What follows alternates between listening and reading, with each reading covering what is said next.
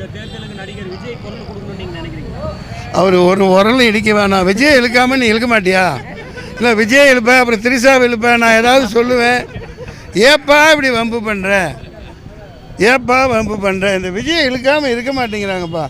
அந்த தம்பி எங்கூட தான் முதல் படம் நடித்தது, 11-12 படம் நடிச்சிருக்கேன். இப்போ லியோலையும் அந்த பாட்டு தான் என் பசங்க போட்டிருக்காங்க. நாளை விளம்பரம் வரும். நான் ரெடி தான் வரவா, எம்பியா வேலூருக்கு வரவா அப்படின்னு போட்டு தாக்கிட்டு இருக்காங்க. நீ வேறு கெடுத்து விட்றாதப்பா, போப்பா. விஜய் ரசிகர்கள் எல்லாருக்கும் சொல்லிக்கிறேன், சரியா? அவர் வர வேண்டிய நேரத்தில் வருவார். உங்களுக்கெல்லாம் நல்ல சிறந்த முறையில் உங்களை சரியான முறையில் வழி நடத்துவார். வேறு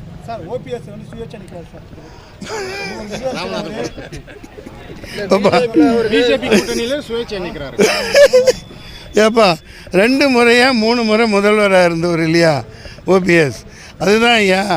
அதாவது அனானப்பட்ட ஓபிஎஸ் அவர்களே சுயேட்சையாக தனியே சின்னத்தில் நிற்கல. இந்த மன்சூர் அலிக்கெல்லாம் நிற்கக்கூடாதாப்பா? ஏப்பா எல்லாத்துக்கும் போய் சொல்லுங்கப்பா. எத்தனையோ பேருக்கு போட்டு பார்த்துட்டீங்க, சரியா? அப்போ அதெல்லாம் சொல்லக்கூடாது, அதெல்லாம் பேசக்கூடாது. நான் நிற்கிறேன், அண்ணன்.